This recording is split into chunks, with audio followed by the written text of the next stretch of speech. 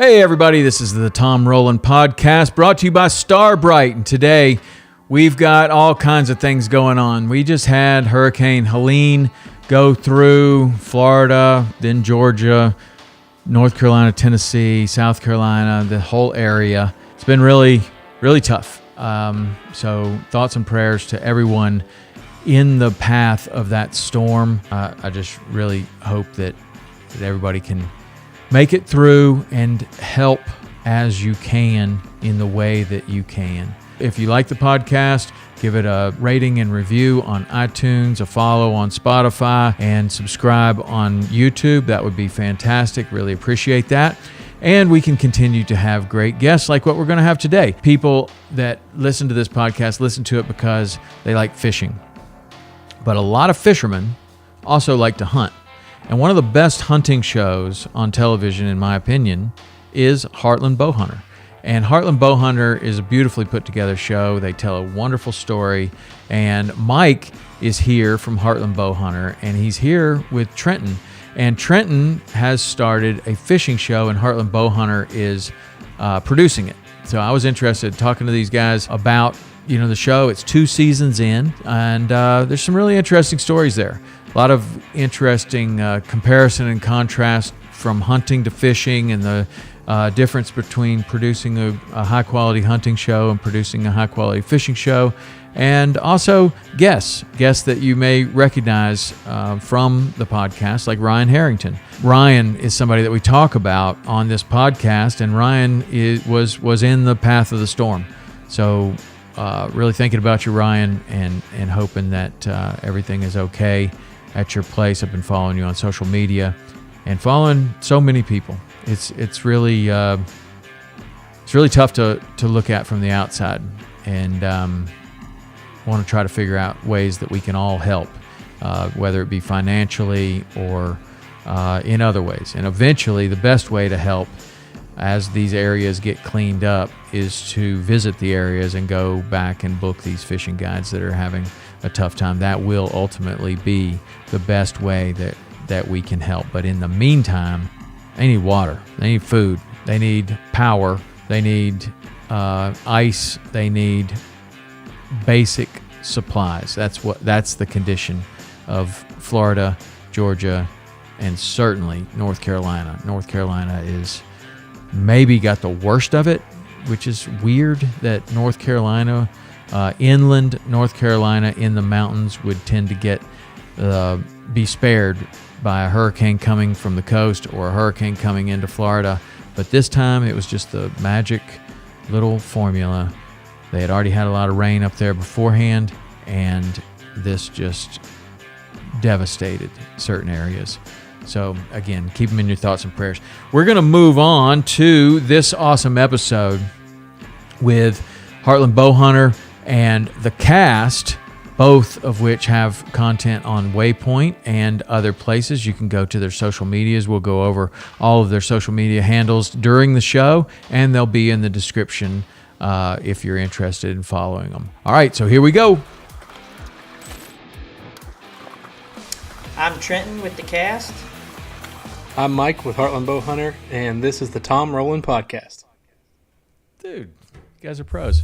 Got the guests introducing your own podcast. Let's go. I know. For real. I know. I do. That's the way it goes. All right. What's going on, fellas? How are you? Man, I'm good. Good. We're holding down the fort in Missouri. Doing well over Are ya? here. Well, I tell you what, Missouri is the area in the country that may have the nicest weather right now. It's awesome. Literally awesome. Certainly the Southeast has been, it's been a tough couple of weeks here in the Southeast, but Missouri, not a problem. What is the weather like out there right now? We had a cold front blow in today, so it's actually beautiful. Highs like 72, I think, today, and like no humidity, and a great day to be in a deer stand here in about 5 hours. That's what I was gonna ask. Maybe 3 hours. This is when you're spending most of your time deer hunting this time of the year in Missouri. Yeah. I like to fish and deer hunt a lot, but deer hunting always comes first, and so it seems like I'm always on the sidelines. I shouldn't say sidelines, but the fishing sidelines. November is obviously prime for whitetail, But I got buddies that do a lot of November jerkbait, cold weather fishing, and I miss out on all that fun. Yeah. Well, and so you're with Heartland Bowhunter. That's a beautiful show, really well put together. How long has that show been going? We're filming our 18th season right now, believe it or not. Season. It's been kind of a whirlwind. My business partner, Sean, and I grew up together, went to high school together, and just kind of basically when we were in college, we knew we wanted to, own our own business, run our own deal, and had a passion already for the video side of things. And we're like, well, let's take a stab at it. Let's do what we're passionate about and try to make a run in the outdoor world. What was the hardest part? I mean, I've been doing it for 20 years. We're filming our 20th season of Saltwater Experience right now. And when I look back on it, there's so many different periods and challenges that, you had to overcome. But when you were first getting started with Heartland Bowhunter, what was the most challenging part about getting it launched and started? Probably finding like somebody who believed in you when you went to them and said, hey, I got this idea and it's different. It hasn't been done before, because that's all they ever hear, over and over. Oh, I got this new idea, this different idea. And, I'm greener to the fishing world, but I'm sure in the sense of the fact that it's a passion industry, that it's the same as in everybody wants to be a part of it, right? And everybody's trying to find a way to make it happen. And so it makes it extremely, extremely competitive. Yeah, it's definitely extremely competitive. I think maybe the hunting side of it good possibility more competitive than the fishing side of it. I don't know exactly why that is. Maybe just more people want to do it. And there's, whitetails available a lot more places than there are, tarpon, I think. So yeah, whitetail is kind of like that it is. The whitetail is like of the hunting world is like the largemouth bass of the fishing world. Readily available. Yeah, and there's so many similarities there. They're available in so many different states. You can hunt them with lots of different types of weapons. You can catch them with lots of different types of lures and fly rods and everything. And so it makes it an awesome fish, and it makes it an awesome animal to go after. And it's just available to so many people. So what was the idea that you pitched that was gonna be so different from another hunting show or any other hunting show? I mean, 18 years ago, the hunting shows were a little different. Big for time. Sure. Big time. Yeah. I think the biggest thing for me was like, Sean and I were in college, like I said, and both grew up archery hunting primarily. And, when I would watch whatever content was available in the hunting world, it didn't really portray what hunting was about for me, at least. It was more about centered around the kill, more about rock and roll and high pace and not the peace and tranquility and the intimacy that comes along with the archery side of things. And so Sean and I really kind of looked for our inspiration outside of the hunting world, and there was these great films being produced by Red Bull Films, all these other different industries. Even in the fishing world, there was like Trout Bum Diaries. I don't know if you remember that, but just like buddies, like hunting, fishing together, having a good time, but really cinematic, well produced, good music, just made you feel like you were there. Right. And that was kind of our goal with HB initially, was just to like really create something that we could show to people, that even people that didn't hunt. We grew up in the Kansas City area where hunting was not a real, popular thing, at least like at our school and stuff like that. So we'd always be like, people would be like, why are you so obsessed? I played football in high school, and all the football guys were like, I'm like jonesing to like get done with practice to get out there and hunt. And like, what? Why are you so obsessed with hunting? This is weird, so I wanted to like create, something that they could watch, and even if they didn't understand it, they could, through those videos could be like, okay, I get it. And that's exactly what we did. Yeah. Who did you choose to be your cameraman? So we were the camera guys. So that was kind of the cool part, was like Sean and I had a passion for the film side of things. And another friend of ours from high school, actually, who was not a fisherman at all. He was a skateboarder, wakeboarder, lived at the lake, but he had a passion for telling stories and editing and that type of stuff. So like, I think that was a crucial part when we got started, was having an outside perspective, somebody who hadn't been influenced at all by the hunting industry, and we could kind of just create something that had a completely fresh perspective. And don't get me wrong, it took a little, having somebody edit videos that doesn't understand how the process works. I know. Well, it sounds very similar to our story too. I mean, we had one season, our first season, it was really not very good. Same. Very, very bad, in fact, because all the fishing shows that were on the air when we first started our shows was it was a single host talking directly to the camera, like Bill Dance or Roland Martin or Jimmy Houston or any of the guys. That was the format of the fishing show. You looked at the camera and you talked to them. It was like you were talking directly to the audience. Well, there were two of us.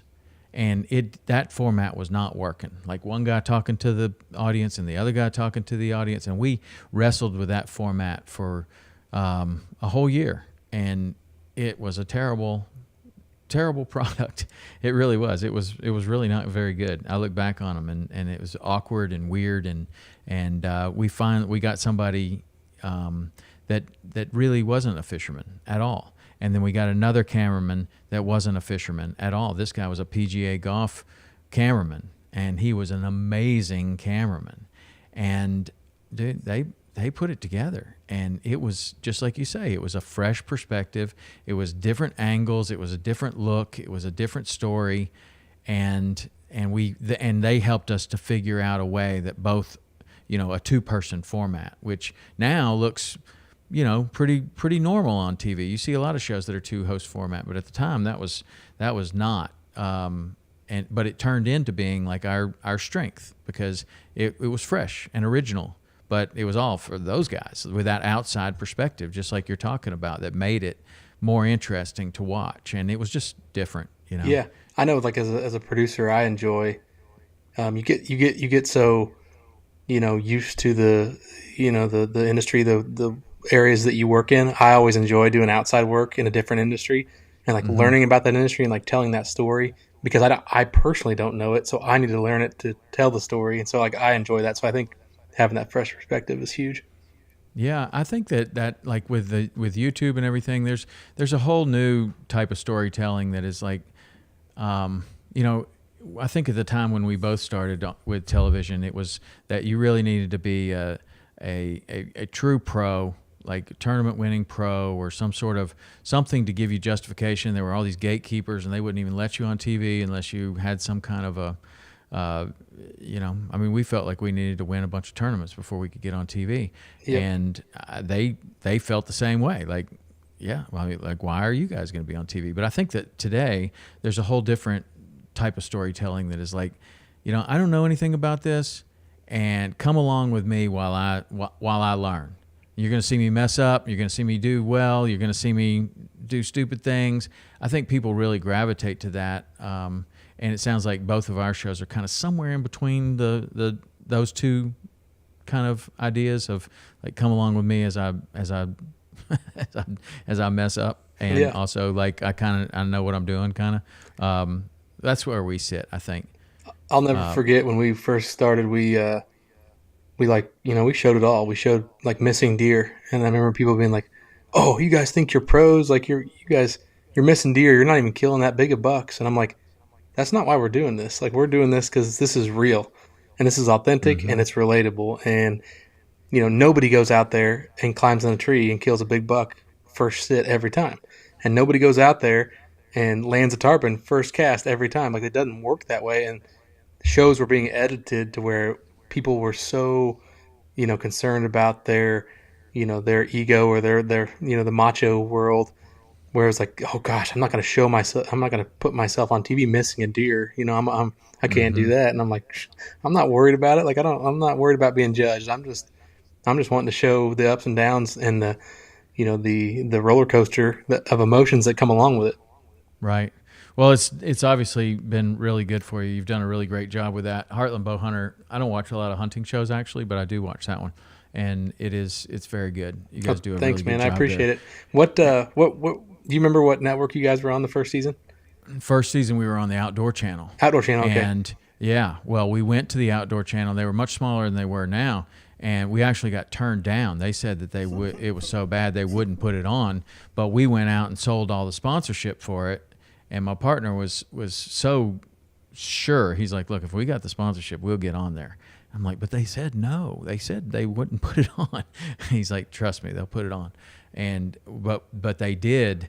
You know, we went back to them and we're like, yeah, we got all these sponsors and we want to put this thing on. They're like, okay, well, if that's what you're going to do, then you're going to need to change this and this and this and this and this and this and this. I mean, they gave us a whole laundry list and we tried to change it. But, you know, at the time it was like, you know, it wasn't good because we were trying to do what other shows were already doing. We didn't have enough knowledge or confidence to really set our own path. And it was the following year that, and that whole season, I was guiding, and everybody that would get on the boat, I'd be like, did you see the show? And they're like, no, what show? And I'm like, we got a show. Yeah. Like 12 episodes, we put it out there. It's on the Outdoor Channel. And they're like, the Outdoor Channel, I get that. And I'm like, okay, you get the Outdoor Channel? And they're like, yeah, OLN. And I'm like, no, that's not the Outdoor Channel. The one with a moose, you know, it used to have a moose logo on it. And they're like, a moose? No, I don't get that one. And so even my dad couldn't get the Outdoor Channel because at the time you really needed like DirecTV, I think, to get it, or satellite TV to get it. And so if you had like a lot of trees around your house, you couldn't get it. And so most of the people weren't getting it. So we decided the next year we were going to make a real big jump. And so we went from just that one season on the Outdoor Channel, and the next year we were on OLN, which was a much, much bigger network at that time. And then we had weekend airtime on ESPN2, which was a 2-minute show. And so what we would do is we would have our full-length show on OLN, then we would condense that show down to something that we called the Saltwater Game, and we put that on ESPN2. And so in one weekend, we'd be on 2 major networks, and that was a massive jump in everybody saw it. That, you know, everybody saw that. Like ESPN, that was a big difference. And, but, you know, what was your first network? You know, I can't, I was just trying to think. I don't even remember what it was. I mean, we were a little bit, I think we were on OLN at one point. We were on Men's Outdoor, MOR, Men's Outdoor Recreation. Okay. They changed. They kept changing. There were so many buyouts and different things going on. We were kind of all over the place. We were on Sportsman's for a while, and we eventually landed on Outdoor Channel as kind of our, you know, home place. They were actually kind of recruiting us from Sportsman's before they were owned by the same company. Mm-hmm. And yep. We made the switch, I want to say, like 2 years before Cronky Sports bought the whole deal. But man, it's crazy thinking back of, you know, all the different platforms, networks, and how that world has changed. Holy cow. It's changed so much. Trenton, I don't want to leave you out here. We got Trenton here too. And so the reason why we're all three here is because now Heartland Bowhunter is also producing Trenton's show, The Cast. And so tell me about how what the vision is for this show, and you're 2 seasons in. You've already done some shows with some of the podcast alumni. I saw some stuff with Ryan Harrington. Oh, we can't say that name here. No, you can't say that? Why not? Poor guy, he's underwater right now. Oh, he is underwater. I mean, literally underwater. I just saw his post. He was like, the water was shoulder height on him. Crazy. Which I know about that. We had Hurricane Wilma came through the Key West and got our house like that. Not as bad as these guys though. I mean, it's really bad. So, really good thoughts and prayers go to, you know, everybody from, I mean, south of Sarasota to all the way up to North Carolina. This storm is the most destructive storm I can remember. I don't know that there's been another one as destructive for such long areas. Yeah, I watched a video today, and this guy was like, you know, people are asking why we stayed. And he said, well, I've lived here all my life. The storm was 200 miles off the coast, and we stayed. And tons of storms will go 200 miles off the coast, but the storm surge got them really badly. And, I mean, 200 miles off the coast, and it still had the devastating impacts, almost more devastating than just windstorm.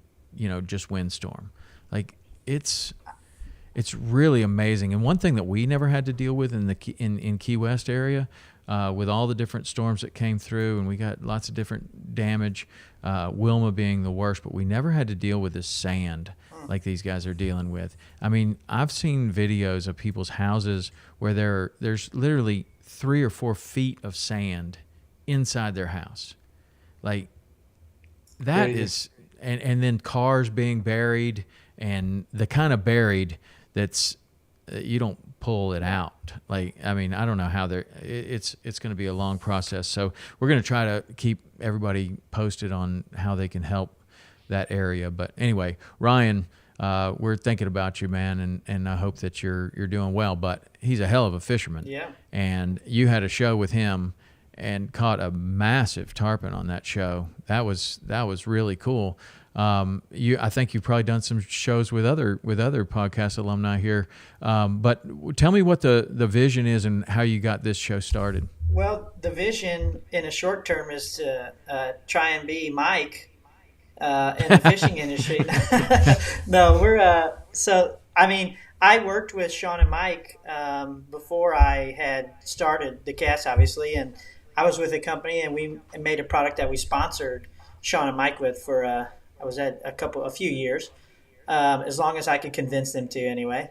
And I kind of brought the idea to Sean and Mike, like, hey, I love fishing. You guys are really good with these cameras and the production, and you could do a fishing show. And Mike even said that they've had a lot of people say, why don't you guys produce a fishing show? Why don't you produce a fishing show?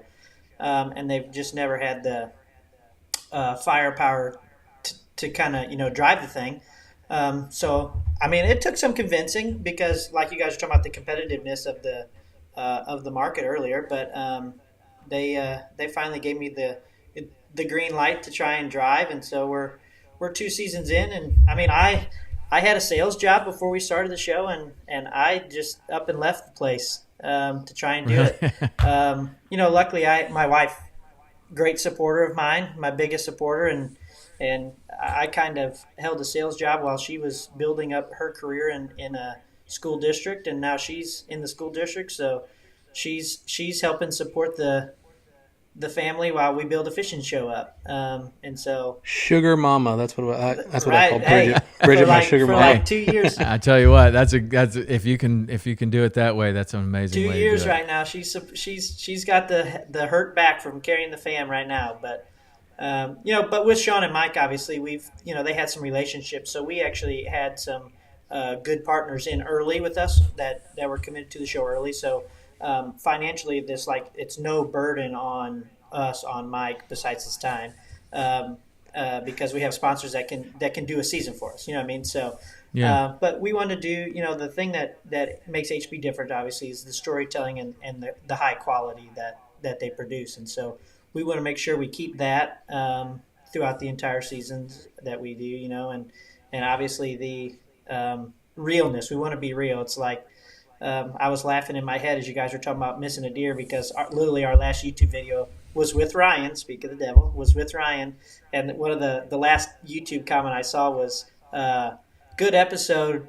Host is a noob. N-U-B-E, by the way, noob. The guide is the goat, though. That's what he said. The guide is the goat. The host is a noob." Well, Wait a minute, you mean there's keyboard warriors on YouTube? Yeah, boy, I didn't say anything. Yeah, held my tongue, right? No, but Oh, I say stuff back, no problem. Yeah, well, you're in a little different position than we are right now. Yeah. But we want to keep it real, like you were saying, keep it humble, and the family aspect is one of the things that I love, and I've got a couple episodes with my boys on there, and those are frankly a couple of my favorite episodes. How old are your boys? I've got one that turns 6 tomorrow, and then the other one is 3.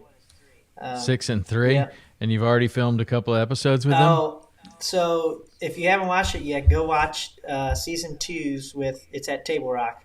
Oh, nice. And he throws a little beetle spin. We're catching bluegill, and he threw it over a branch into a bush and got bit on the other side of it. And so he's dangling it on the other side, and we got to go get the boat. It was a rodeo for a 5-year-old, right? Oh yeah. But that's so much fun, and if you keep doing that, you'll see them grow on video over all these years. We've been doing a kids show We try to do a kids show every year with at least one of our kids. So my partner's got 3 kids now, and I have 3 kids, and I have 2 boys and a girl is the youngest. And we've done, we've done episodes where we get like all of them together for the most part when before the youngest ones were even born. And then we've had episodes where we do it with just one individual one, and all the way up to one recently where Rich's younger son is now approaching, he's 17, so he's going to be getting his captain's license at 18, and he's running the boat now. And so, awesome. How cool is it that he was literally a baby when we took him out the first time, and people have been able to see him grow up over these years, and now he's running the boat and putting us on fish, and next year he's probably going to be guiding.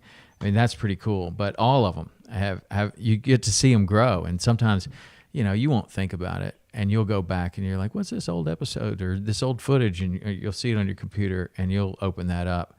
You won't believe how young your kids were. It's amazing. Yeah. It's really amazing. We're so blessed with getting to, travel and experience all these things, and you get a little bit numb to it all. And it's always cool to take a step back and realize wow, these are incredible experiences that we're getting to, be a part of, and you see it through their eyes real quick. Mm-hmm. Yeah. Mike's got to get on the stick. His wife and one of his kids is already killed this year. Meanwhile, he's sitting here empty-handed, bro. You're empty-handed, and they've already filled their tag? I already knew this was going to be the case. Head guide is what my new title is. That's right. Listen, sure. It won't be long before Camden, my oldest, he's 11, so he won't be long when he, gets into high school. He's going to be needing a job, and he's going to have to learn his way around that camera first. That's right. Yep, that's right. Has he shown any interest in that? Yeah, actually, he has a little bit. My youngest, who's 8, actually has shown a lot of interest in the camera side of things. I've been shooting. They both play football, and I've been shooting, photos and videos. And my younger boys started bringing his camera to the game, taking photos, or he'll use mine and just shoot some photos and stuff. And so he's definitely more into it than my oldest son. But it's cool to see how different they are. Kids, they're all your kids, but they're all so different in their own ways. And, they're so different. My older one definitely gravitates more towards fishing, and my younger one definitely gravitates more towards hunting. So, best of both worlds for me, I guess. Yeah, for sure. And have you done shows with your boys? I have. So they both killed their first bucks 2 seasons ago, and so those the past 3 years we've been filming and hunting with them quite a bit. And so we've done some shows with them. I haven't done a fishing show yet with Camden, but that'll be in the works soon. I'm sure he's just chomping at the bit every day to go out and be on the water. Has he ever done any saltwater fishing? He never has. Nope. I personally don't even get to do a lot of saltwater fishing to be honest, but I know that in the future that's definitely in the works. Mike's weird, man. He's even said that he would rather catch a largemouth than he would go, like a redfish or something. He's I like catching largemouth. Well, I'm like, bro. Yeah, and he's got a big redfish. He's got a really big until he spends a little bit more time there, right. I guess, and then all of a sudden you're like, I don't know. There are different types of fishing that I prefer over other types of fishing that some people think is really great. Like, I don't know, trolling for marlin or something like that is a great experience, and it's amazing to catch one, even though I've never caught a grander or anything huge, but. I'd probably rather fly fish for trout, honestly, like little ones or decent sized ones. I don't know. With fly rod trout like that, he goes around Missouri. We don't have a lot of natural trout that are reproducing naturally, but he knows all of the tailwaters. He knows all of the little creeks and stuff that he can get in. He goes and he'll catch a trout that fit in his palm. He's like, check it out, I caught one from wherever. It's like. Literally in his palm, he's like, "Oh, that's awesome, bro! Glad you did that." But that's what fishing is, and that's what I think a lot of people kind of forget about. Is like some people have a certain way that they like to do things, and that's what it's supposed to be about. It's supposed to be about fun, and maybe what he's all about is he wants to catch fish in as many different places and the most unlikely places that he could. And for him, that might be like catching a 200-pound tarpon. Yeah. It's not about the size; it's about the area or the discovering a new little creek or something like that. I get it. Kind of the pursuit. I get it. He's got a biology degree, and he likes, the idea of, say, flipping a rock over and seeing what bugs are there, and then he can tie them all up how he wants and make them look just like that and go catch fish on it. Well, you can do the same thing, down in like bone fishing and permit fishing and red fishing too. Like you can, look around and see these little creatures and tie up things too. Yeah. Like saltwater fishing is the same, but different. And bonefish are cool because they like eat so many different things that you can do these crazy flies that don't look like anything, and they love them, in certain places. That's what I like, is just the whole process of whether it's fishing or hunting, is understanding why the fish or the deer or whatever, the elk, why they're doing what they're doing, why they're relating to certain places. And there's so much overlap. It's unbelievable. But really figuring out the whole system, that's my deal. Yeah. And if I'm, hunting a farm that's managed for whitetails, of course my expectations are going to be higher. But if I'm hunting, public land that's high pressured animals, like I'm not expecting to kill a 180-inch deer out of there. I definitely set my standard based on the approach. Right. That's super cool. I just got back from an elk hunt myself. Oh, did you? Last week. Yeah. Sweet. I was with my two boys. We were in Montana. Man, the elk. It's decent. That is the toughest animal. Every time I go, I mean, we've been going for, 7 years or 8 years now and doing this hunt every year. And every year it's more respect for that animal. That is the toughest animal. They are definitely amazing. It seems like every elk hunt I've been on, it's feast or famine kind of deal. It's you're either in them or you're not. And it can be, the toughest hunt. And then you can one day be in the right place at the right time, and it's just chaos. I'm still waiting for that. Still waiting for that to happen. I've seen that. I mean, you could say the same thing about tarpon fishing or permit fishing or anything like that. And but it seems like I'm a little better at that than the elk hunting. But that, the thing I've always seen about the elk hunting is every time you think it's going to get easier, it only gets harder. Like even to the point of, oh, finally we killed one. We don't have to walk 12 miles a day uphill. Now you got to pack that thing out. Like it just got harder. Like, you know what? It just got way harder. So what about the storyline of the TV show? Like, how are you incorporating like what you've learned on Heartland Bowhunter to tell the story of one of these fishing trips? I think it's actually a lot. It's completely different in the approach, I feel like, because like with whitetail hunting or deer hunting, like we're a lot of times hunting these deer year after year, building the story with this deer, and the story is about the deer.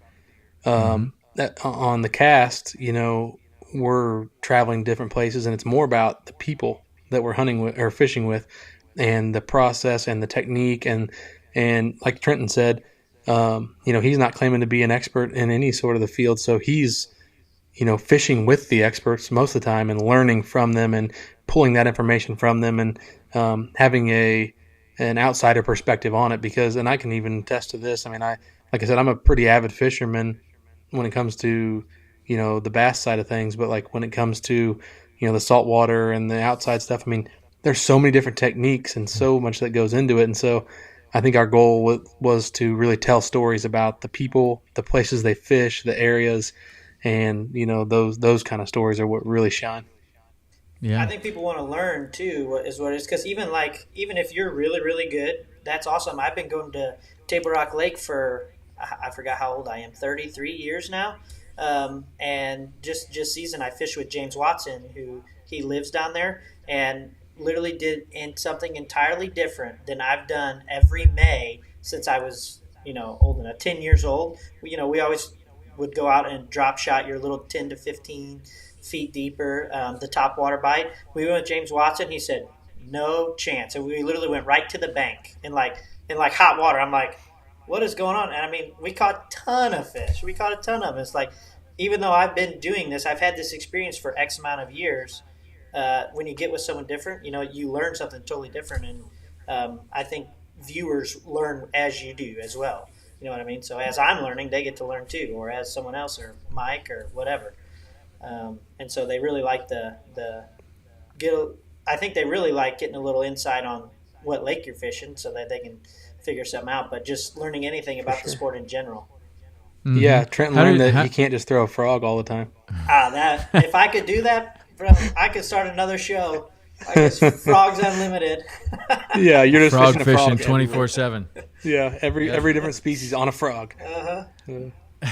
You could take that all the way into saltwater. You'd be surprised at how many species you could catch on a frog Will in saltwater. redfish eat it?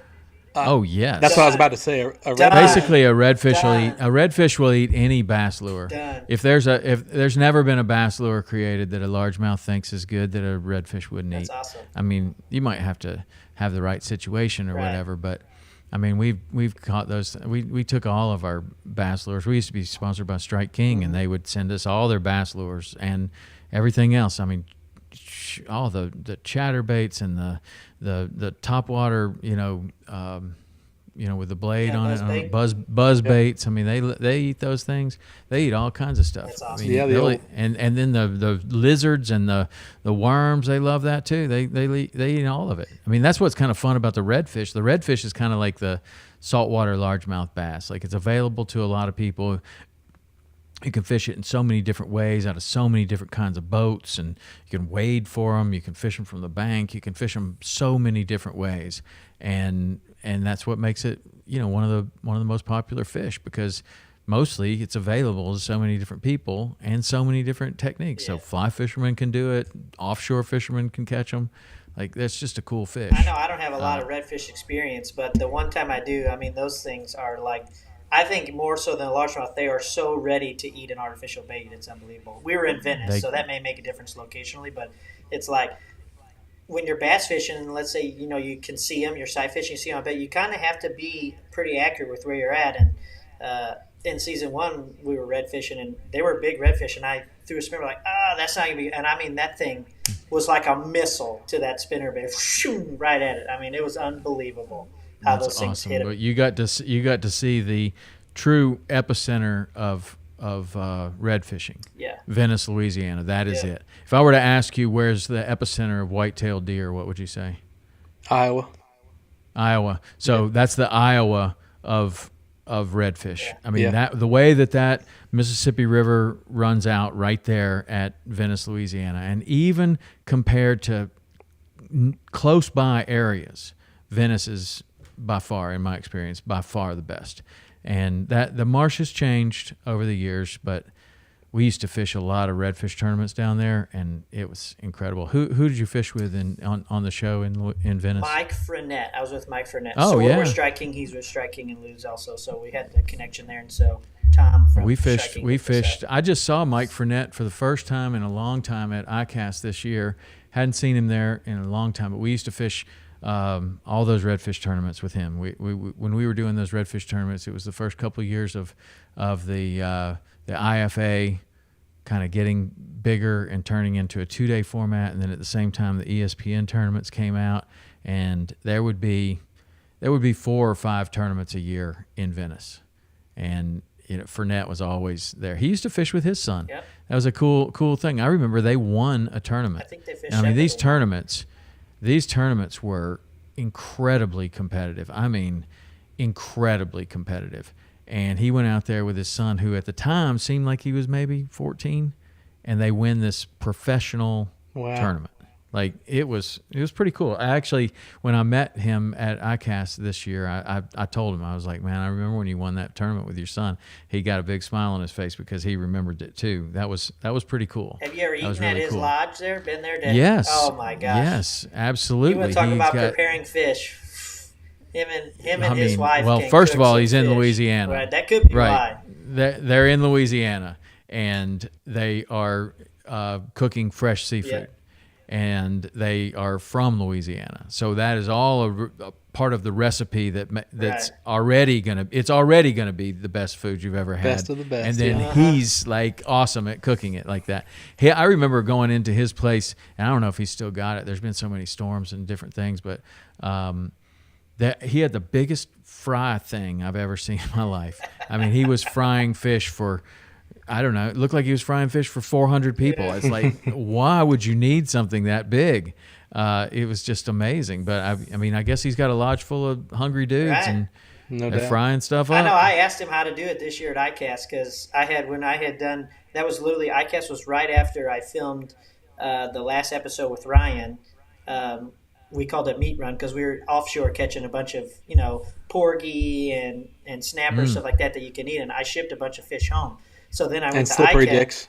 Yeah, I call it slippery dick. Did you eat it? No, we let it go, but it made a good segment for the episode, right?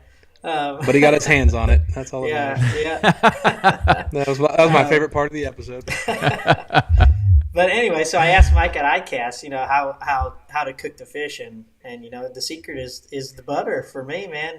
I have a Blackstone out there, and I got that fish home, and I literally put 4 sticks of butter on it and made a nice pool of butter on that thing, and just Cajun seasoning, obviously, because they're from Louisiana, so I had to use a Cajun seasoning, but just grilling, frying those babies up in a pool of butter, man, and even afterwards. How do you keep a pool of butter on a Blackstone? So I have that big spatula. That spatula that's Okay. like this big, and I would put it on, and I put the spatula like a wall, basically. I And got then you. before you flip or throw more on, I would drag all the butter back and then put it back Okay. in there. Yeah. You're like the fishing version of Paula Deen. Yeah, let's go. It definitely wasn't a level Blackstone either, so it definitely took some. It was an active cook for sure.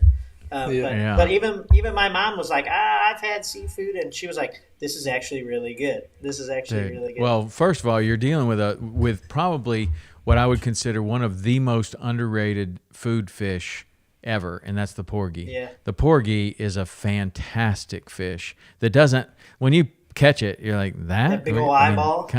I mean, it looks okay. I mean, it's not like you catch a yellowtail snapper and you're like, ooh, that looks good to eat, and they are good to eat. But a porgy is, it's an underrated fish, and that's the one when somebody you're catching all these snappers and groupers and stuff like that, and they're all going in the cooler. Catch a nice porgy, and the captain unhooks it and puts it in this other little cooler over here. Keeps it for himself. It's like that's captain's choice That's right right. there. That's the one, and and also the Ciro mackerel is another one that you'll see the captain just kind of like, that one's gonna go over here.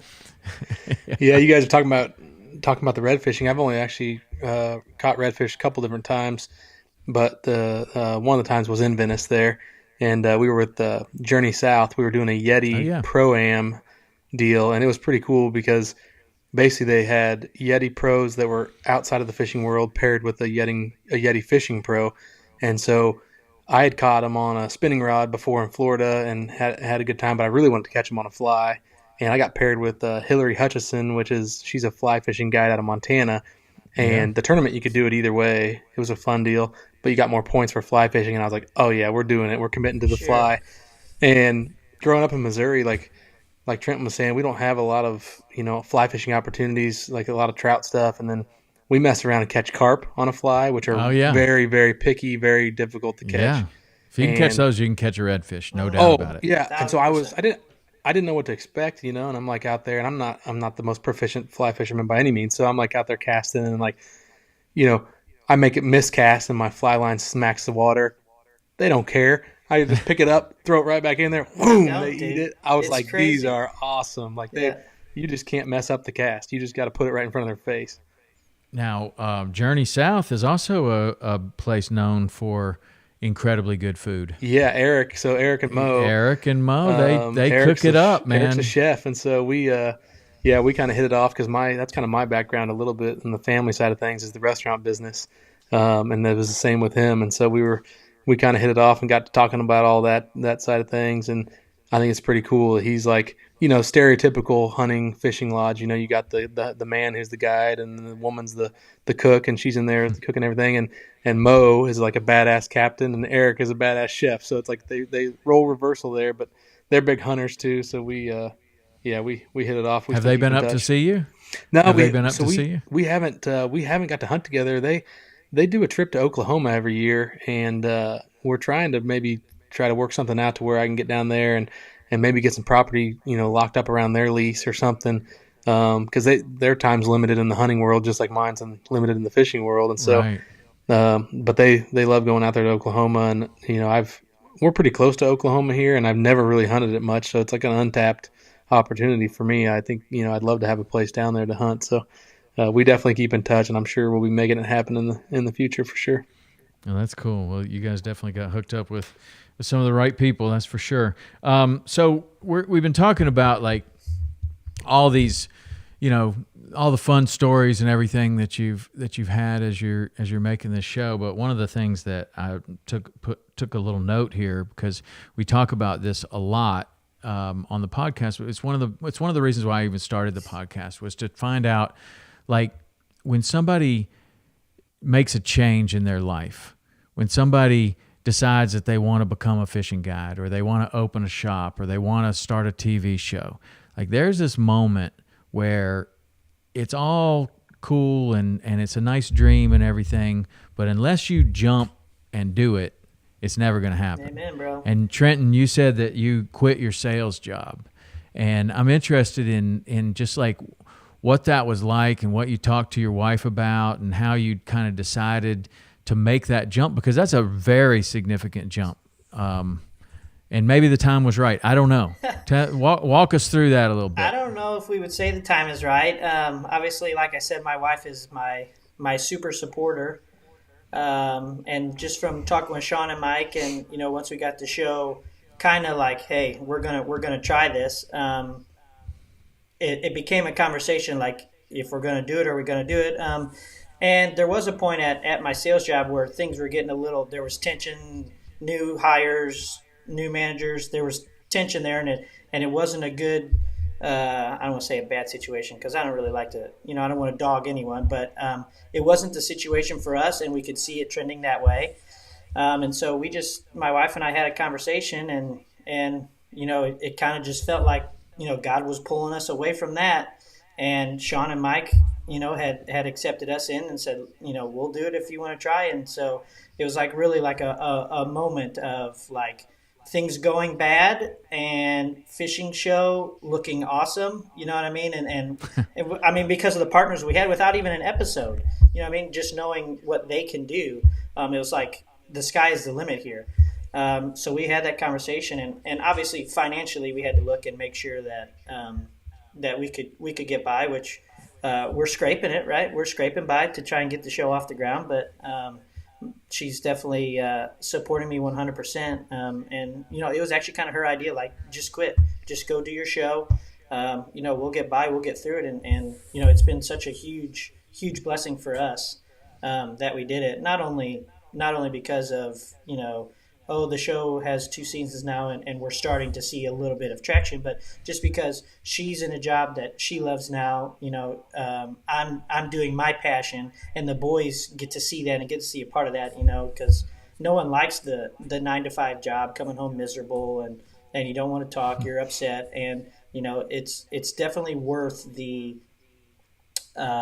financial hardships, I would call it, for however long it's going to take you to build up your passion into what supplies your income. Just because of being your passion, that's what you love to do. And even on a bad day of filming a tarpon, when I got home, I was like, what a blessing that I got to be on the water with one of the best tarpon fishers I know of for 12 hours. You know what I mean? And so you kind of see those things throughout the road to building from jumping over. And so it's definitely if you feel the Lord pulling you that way, it's 1,000% take the jump. I wouldn't have changed it for the world, and I don't think my wife would either. That's super cool. That's one of the harder things, and also for the production company. Like, this is your first. I think it's your first foray away from deer hunting. Have you done anything else besides? We produce a waterfowl show as well. We Okay. do a bunch of content or a bunch of stuff, outside of the industry production wise. But this is definitely a first leg into the fishing world for sure. So, I mean, I mean, in my experience, everybody's got to be all in, or it doesn't work, because, I mean, it's a really pretty hard thing to do, to put together a television show. We got 3 of them right now. It's it's hard. It's hard to get it off the ground. It really is. But if like the production company's not quite in and you are, or vice versa, it doesn't seem to work. But I'm sorry, Mike, I didn't mean to cut you off. Yeah, no, I was just going to say, I think that's like one of the biggest misconceptions that I see in the when I travel and just meet people and talk to people, like, oh, like you got it made, man. You hunt for a living. That's incredible. And like, don't get me wrong, I am blessed, beyond. However, it's a whole business, and I'm sure, Tom, you can attest to this. Like, it's just, you don't just go out and fish for a living, and you don't just have fun. And, there's a whole business side of things that people don't see behind the scenes. I mean, you can ask my wife. I spend a lot more time in the office than anybody would ever imagine, I'm sure. So, not complaining ever by any means, but yeah, it's a whole deal. It's not all glory. Well, that's the same thing that people, if you go to a consumer show or something, the questions that they want to ask is like, how do you catch a bonefish with that boat following you? And it's like, dude, I mean, what I want to say is, dude, out of all the things I do, that's the easiest part of the whole thing. Like, it is the easiest part. And when I was first learning how to bonefish, I couldn't have imagined, like, it was already hard to find them and to try to catch one. And now you got another boat with people that, like I told you, our cameramen aren't fishermen really. So they're slamming hatches and getting stuff out of the cooler, and it's just, and then like the story I always tell is like, okay, well, we found them, and they're like, whoa, hold on. You can't catch them like that. Like the sun's all wrong, man. We need to be around on the other side. It's like, wait, nope. Hold on. You want us to pole around this fish and now catch it? Like, dude, it's not going to be there. It's looking right at us. Yeah. It's like, it's not going to be there. And like, well, we got enough for the day. We can make a good show out of what we got. Just try it. And it's like, okay. I mean, I guess we'll pole around this fish. And you know what? If you're patient enough and you take a wide enough path around that fish, a lot of times they are still there. And that's one of the things that I've learned out of all the fishing and filming and things is like, it's not always the way you think it is when you're fishing tournaments or you're on a charter or something like that. Like, if you really take your time and you really go slow, you can actually get around some of these fish in a way that it would seem completely impossible. Like, when you're fishing in a tournament, it seems like if you don't act in the first 2 seconds that you see that fish, it's over. And most of the time it is. But like, if you just take it a little slower, and I got to say that some of my fishing has improved because of the filming. Not a lot of it, but some. Yeah. You learn. And I'm sure, like, what is it like in the deer hunting? Have you ever seen something like that to where the cameraman or you're just looking at it, you're going, this is a terrible shot. We've got to do it a different way if we want to get a quality shot. And you're like, it's not going to happen. Like, how are we going to do that? What do you have a situation like that? Yeah, I mean, I think, there's always situations where like, oh, there's the perfect tree that one person could get in, not a chance, and so like a lot of times we set up differently than we normally would if it was just by yourself kind of deal. Right. And a lot of times in the end you end up, shooting a deer that you wouldn't have otherwise kind of deal. And so, I'm to the point, to where I'm like, if it's meant to be, it'll happen kind of deal. And, you can only worry about the things that are in your control. And we got 2 people in a tree. We have to find a tree that fits 2 people. We got double the scent. We got double the movement. We got double the, skyline exposure, all that stuff. And that is what it is. So, I personally, like I said, I love a challenge and trying to figure out, I like to make it harder on myself sometimes than you need to, just because it's more rewarding when you do succeed in those high pressure situations. And so, right. I can definitely see that being the case in the fishing world too.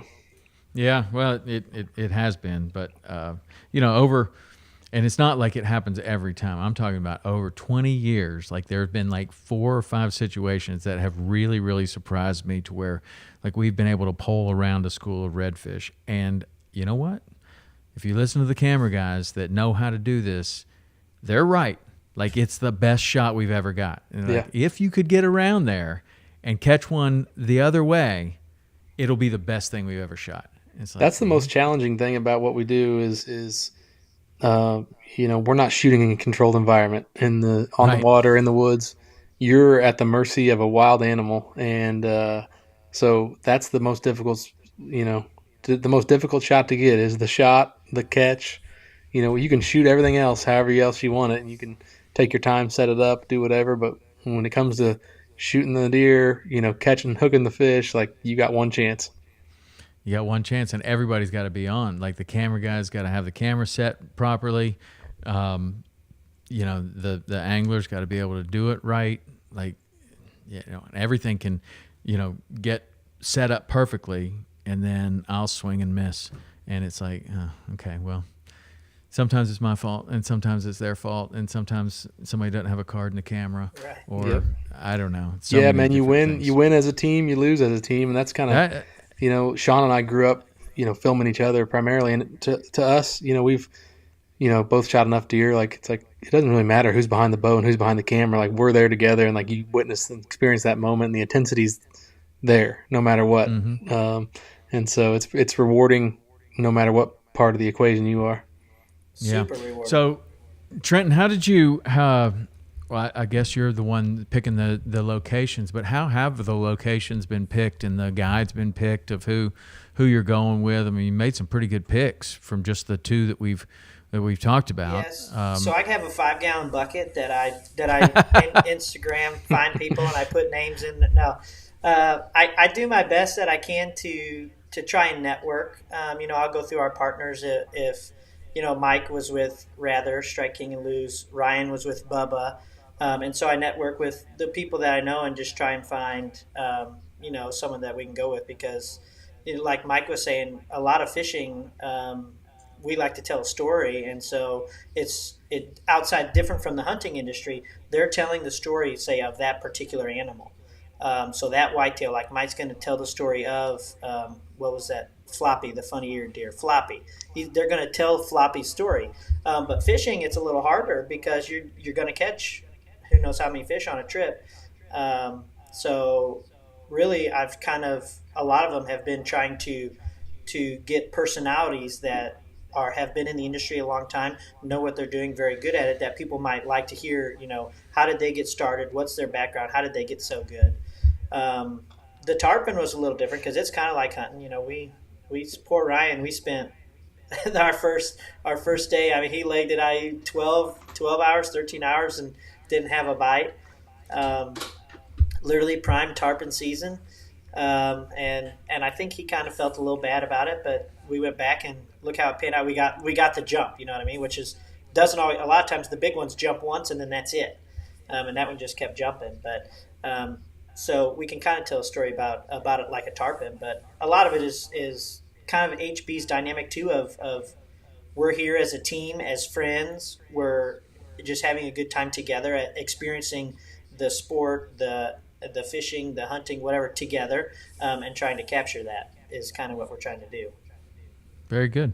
So the show's The Cast. It's on Waypoint. Are you on any other networks? Just Waypoint, and then we post obviously social medias, the Instagram, the YouTube, stuff like that. And what are the social media handles? At The Cast Fishing for all of them. Okay, very good. And on Waypoint. So this audience is very familiar with Waypoint. Yep. That's where our stuff is, and so many other great shows.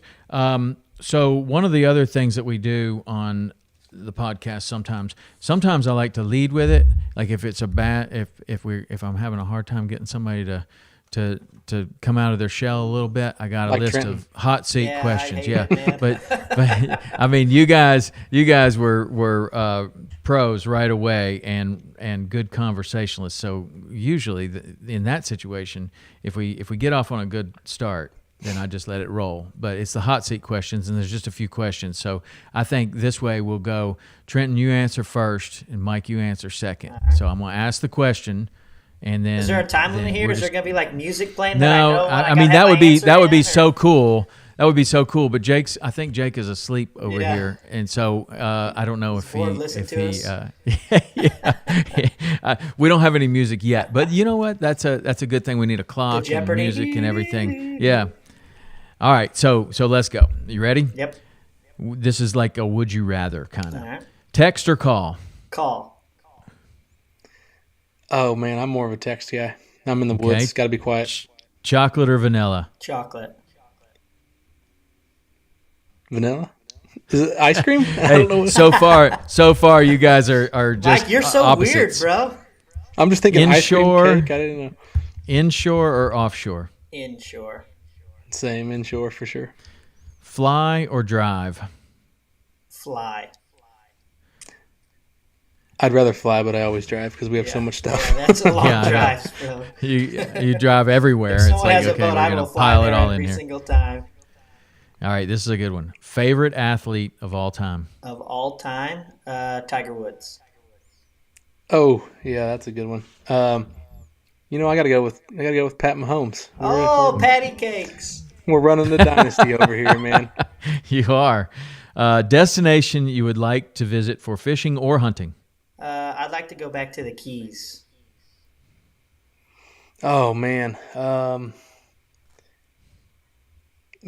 would say kind of on the hunting side of things, the Yukon kind of is my bucket list. I was lucky Moose? enough to do a. What would you hunt up Mike's there? like, I I killed would a like to bear. do. I did. Yeah, I kind of had like, the Alaska brown bear was kind of and a Yukon moose were kind of my top bucket list deals. I was fortunate enough to do the bear hunt a few years back, and so definitely want to do the Yukon moose at some point. Yeah, that looks amazing. They're so big there from the pictures I've seen. Would you rather hunt or fish? Fish. Don't say it, Mike. Don't say it. I'd rather hunt. A movie that makes you laugh. Happy Gilmore. Oh man, any Adam Sandler movie. Jeez, we were watching. Easy picks. Easy. I was Church watching answer right there. Church answer. Yeah. I was watching the podcast with the Kelsey brothers, and they had Adam Sandler on there because Travis is going to be in the new Happy Gilmore movie. Yeah. So, man, any Adam Sandler movie. I'm a huge dumb comedy movie, like Napoleon Dynamite. That's like the dumbest ever. But like brutal. Adam Sandler's my favorite actor for sure. I like Napoleon Dynamite. I think it's hilarious. Tina, come get some ham. Uncle Rico. Uncle Tina, Rico. eat the food, Tina. I could go on forever. Okay, what is your most productive time of the day? Mornings. Yeah, I agree. First thing in the morning. Okay. One thing that you've changed your mind on in the last few years? Occupation. Oh man, I guess just like time management and focusing. Like as I get older with kids that grow up, like really just focusing on, making the most and slowing down because we're in a quick world. There's just speeds, and I just like slow down and enjoy the moment. Yep, like it. The best piece of advice you remember being given? Nobody ever went broke by giving too much. That's a good piece of advice. Man, I would say that you can't beat hard work ethic. You can always outwork the competition by hard work. Love it. What's your standard order at a coffee shop? I don't drink coffee. I don't. My wife drinks. I have another question that's coffee or energy drink. Energy Maybe drink you for can sure, go with but that. my one. wife drinks Okay. enough coffee to float our house, so she fills in for what I'm not giving to the coffee world. She covers me. Yeah, that's funny. I do drink coffee now, and funny story, I never drank coffee ever before, and everybody, you travel around, go to these hunting camps, and everybody's like, "What? How do you wake up all the time in the morning, not drink coffee?" Blah blah blah. But I started drinking coffee when we shot the pilot episode, or shortly before of the cast down at Table Rock. So, All right. So if you went to a coffee shop, what would you order? yeah. So I don't do the coffee shop stuff much. Occasionally, I don't even know. I'm just tell my wife to grab me something. So I'm just a plain Jane. Do you put coffee anything guy. in it? Strawberry coffee banana creamer. smoothie, bro. Get I the actually do, smoothies. Get the smoothies. Yeah, no, I've actually been doing like just collagen and coffee, and then a little bit of creamer. So. There you go. Okay. Favorite cheat meal? Cheat meal? Yeah. Probably burgers, like smash burgers on the Blackstone. Pizza probably for me. Pizza. And your catch of a lifetime? Ooh. I mean, that tarpon is pretty awesome. The tarpon is probably my single favorite catch, just having accomplished that finally. But redfish is that I caught some big redfish too, and those would be like my favorite to go after, just because you can do it more often and it's not as much of a grind. But that tarpon, that's pretty awesome. Yeah, I'd have to say tarpon for me. I've never done it before, and I know I know the rush that comes along with it. It's going to be just like, bow hunting, like shooting a big elk or whatever. It's crazy. It is. So I set you guys up, just so you know, for you to say it was your wife. But so when you're listening to this with your wife in the car, when it gets to about 1 hour and 2 minutes and 30 seconds, you just be like, and I think that's it. And you just turn it off. Yeah. No, I think we're both blessed in that department for sure. Yeah, me too. And in that way, dude, I mean, they say behind every successful man is a good woman, and that is true in my case. That is definitely very, very true. But it sounds like you guys got it going on, man. This audience will definitely like to watch both Heartland Bowhunter and the cast. So it sounds like you got did you say that you just finished shooting for the season? So no, the last episode of the season just aired like a couple weeks ago. I think we're still good. There'll still be some marathons that we run throughout the rest of the year. But of the new episodes, the last one just aired. And then when do you start shooting for the next season, or have you already? We may shoot some. I know last year I didn't start until January, but really? I have some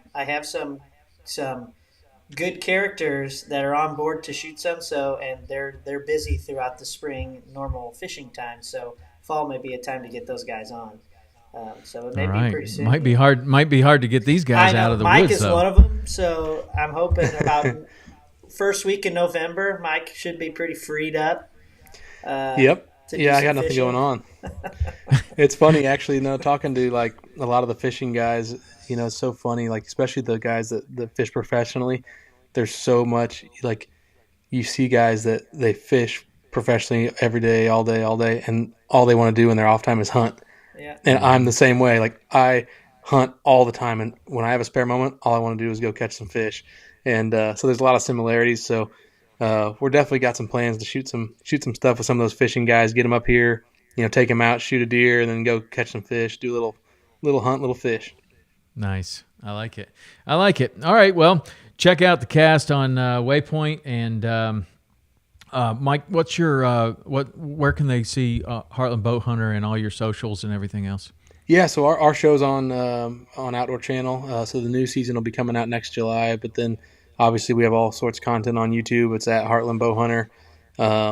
And we're also on Waypoint. We do Full Strut and Behind the Draw, a couple digital series on Waypoint as well. So we're pretty much everywhere content can be found and consumed.